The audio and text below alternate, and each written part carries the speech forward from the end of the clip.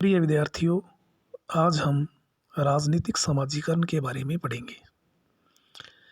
राजनीतिक समाजीकरण एक अवधारणा और एक प्रक्रिया दोनों ही है। अवधारणा के रूप में यह राजनीतिक विश्लेषण की इकाई है और प्रक्रिया के रूप में यह राजनीतिक संस्कृति का नियामक तत्व है। राजनीतिक समाजीकरण प्रमुख रूप से तो एक प्रक्रिया है, अतः एक अवधारणा के रूप में राजनीतिक समाजीकरण की संक्षिप्त व्याख्या ही पर्याप्त है। राजनीतिक समाजीकरण एक अवधारणा के रूप में समाजीकरण अध्ययन एवं विश्लेषण का एक नवीन क्षेत्र नहीं है। मनोविज्ञान, समाजशास्त्र और मानवशास्त्र में समाजीकरण से संबद्ध अध्ययन और अन्वेषण होते रहे हैं। राजनीतिक समाजीकरण के बाद की स्थिति है। मनोविज्ञान में समाजीकरण को शैशवकाल की अर्जनात्मक एवं विकासात्मक प्रवृत्तियों के संदर्भ में विश्लेषित किया गया है। इसका आशय है बच्चे का परिवार, आसपास की वातावरण और समाज से परिचय कराना। समाजशास्त्र में समाजीकरण को मानसिक प्रक्रिया एवं व्यक्तिगत प्रक्रिया के बजाय एक सामाजिक प्रक्रिया माना गया, जो शैशवकाल तक सीमित नहीं वरन जीवन पर्यंत चलती रहती है। रॉबर्ट मर्टन और टोलकट पार्सन्स के विश्लेषण इस संदर्भ में ध्यान देने योग्य हैं, स्मरणीय हैं। राजनीति विज्ञान में समाजीकरण की अवधारणा का प्रथम व्यवस्थित विश्लेषण प्रस्तुत करने का श्रेय हर्बर्ट साइमन को प्राप्त है। इसके बाद ग्रेबिल आमंड, ईस्टन और R.D. हैस आदि ने एक धारणा के रूप में राजनीतिक समाजीकरण की व्याख्या प्रस्तुत की। एक धारणा के रूप में राजनीतिक समाजीकरण को राजनीति संबंधी मूल्यों, मान्यताओं और आस्थाओं से जोड़ा जाता है। एलन बॉल ने राजनीतिक समाजीकरण की परिभाषा देते हुए इसका संकल्पनात्मक पक्ष उजागर किया है। उनके अनुसार राजनीतिक व्यवस्था के संबंध में कुछ धारणाओं का होना और उनका विकास तथा व्यवस्था में संबंधित विश्वास ही राजनीतिक समाजीकरण है।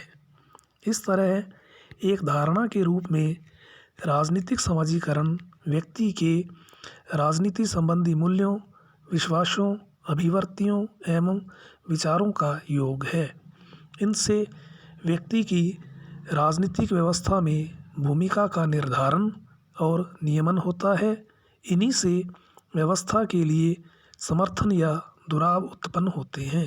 व्यक्तियों का जितनी सीमा तक समाजीकरण हुआ है, उतनी ही सीमा तक व्यक्तियों तथा व्यक्ति समूहों के राजनीतिक जीवन में सक्रिय और सार्थक भूमिका निभाने की आशा की जा सकती है। राजनीतिक समाजीकरण एक प्रक्रिया के रूप में राजनीतिक समाजीकरण प्रमुख रूप से तो एक प्रक्रिया ही है और सामान्यतया राजनीतिक समाजीकरण को एक प्रक्रिया के रूप में ही परिभाषित किया जाता है। राजनीति के बारे में लोगों की प्रवृत्तियों, विचारों और आस्थाओं के बनने की प्रक्रिया को ही राजनीतिक समाजीकरण कहते हैं। प्रत्येक राजनीतिक व्यवस्था के संबंध में उस समाज के लोगों के विचार होते हैं। संपूर्ण राजनीतिक व्यवस्था उसकी विभिन्न संस्थाओं, उसके नेताओं और व्यवस्था को संचालित करने वाले अभिजनों के संबंध में लोगों का अपना रुख और रवैया, उनका अपना दृष्टिकोण होता है। राजनीति से जुड़े इन विविध पक्षों के प्रति व्यक्तियों के रुख और रवैये, दूसरे शब्दों में उनका दृष्टिकोण बनने की प्रक्रिया ही राजनीतिक समाजीकरण कही जाती है। राजनीतिक समाजीकरण की कुछ प्रमुख परिभाषाएं और विवेचनाएं इस प्रकार हैं। रॉबर्ट सीगल राजनीतिक समाजीकरण की विवेचना इस प्रकार करते हैं। राजनीतिक समाजीकरण का उद्देश्य ऐसे व्यक्तियों का प्रशिक्षण और विकास करना है जिससे वे राजनीतिक समाज के अच्छे कार्यकारी सदस्य बन सकें। राजनीतिक समाजीकरण व्यक्तियों के मन में ऐसे मूल्यों, मानकों और अभिविन्यासों का विकास करता है जो उनमें राजनीतिक व्यवस्था के प्रति विश्वास की भावना को जन्म दें। वे अपने आप को अच्छे कार्यकारी नागरिक के रूप में बनाए रखें तथा अपने उत्तराधिकारियों के मन पर अमिट छाप छोड़ सकें। सीगल के शब्दों में, राजनीतिक समाजीकरण से अभिप्राय सीख की वह प्रक्रिया है जिसके माध्यम से प्रचलित राजनीतिक व्यवस्था द्वारा स्वीकृत राजनीतिक आदर्श एवं व्यवहार पीढ़ी दर पीढ़ी हस्तांतरित होते हैं। लैंगटन नामक विद्वान ने भी इसी प्रकार के विचार प्रकट किए हैं। उनके अनुसार व्यापकतर अर्थ में राजनीतिक समाजीकरण वह तरीका है जिसके द्वारा समाज राजनीतिक संस्कृति को एक पीढ़ी से दूसरी पीढ़ी में हस्तांतरित करता है। पीटर एच मर्कल के अनुसार राजनीतिक समाजीकरण की प्रक्रिया को एक प्रकार की सामाजिक प्रक्रिया का स्वाभाविक अध्ययन माना है। उनके अनुसार किसी राज्य व्यवस्था के सदस्यों द्वारा राजनीतिक दृष्टिकोण एवं व्यवहार की प्रतिकृति को विकसित करने से संबद्ध वैज्ञानिक अध्ययन को राजनीतिक समाजीकरण का अध्ययन कहा जाता है। हामंड और पावेल राजनीतिक समाजीकरण को एक ऐसी प्रक्रिया मानते हैं जिसके माध्यम से व्यक्ति राजनीतिक संस्कृति में प्रवेश करता है, राजनीतिक वस्तुओं के प्रति ज्ञान प्राप्त करता है, अपनी आकांक्षाओं, इच्छाओं और प्रतिमानों का निर्माण करता है।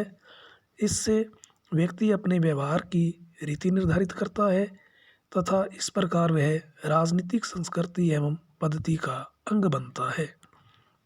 हामंड और पावेल आगे लिखते हैं, राजनीतिक समाजीकरण वह प्रक्रिया है जिसके आधार पर राजनीतिक संस्कृति की रक्षा की जाती है और उसे परिवर्तित किया जाता है। राजनीतिक संस्कृति के प्रतिमानों में परिवर्तन भी राजनीतिक समाजीकरण के आधार पर ही संभव हो पाते हैं। राजनीतिक समाजीकरण की उपरोक्त परिभाषाओं से स्पष्ट है कि राजनीतिक समाजीकरण व्यक्तियों को राजनीतिक संस्कृति में दीक्षित करने की प्रक्रिया है। यह ऐसी प्रक्रिया है जिसके अंतर्गत एक पीढ़ी दूसरी पीढ़ी को राजनीतिक मूल्यों का हस्तांतरण करती है। इस प्रकार यह समाजीकरण का ही एक विशिष्ट रूप है। जब व्यक्ति के सीखने की प्रक्रिया का संदर्भ सामाजिक जीवन और व्यवस्था होता है तब इस प्रक्रिया को समाजीकरण नाम दिया जाता है, और जब इसका संदर्भ राजनीतिक व्यवस्था से जोड़ दिया जाता है तब इसे राजनीतिक समाजीकरण कहा जाता है। समाजीकरण के अंतर्गत व्यक्ति समाज की ओर उन्मुख होता है और राजनीतिक समाजीकरण के अंतर्गत वह समाज की एक उपव्यवस्था राजनीतिक व्यवस्था की ओर उन्मुख होता है।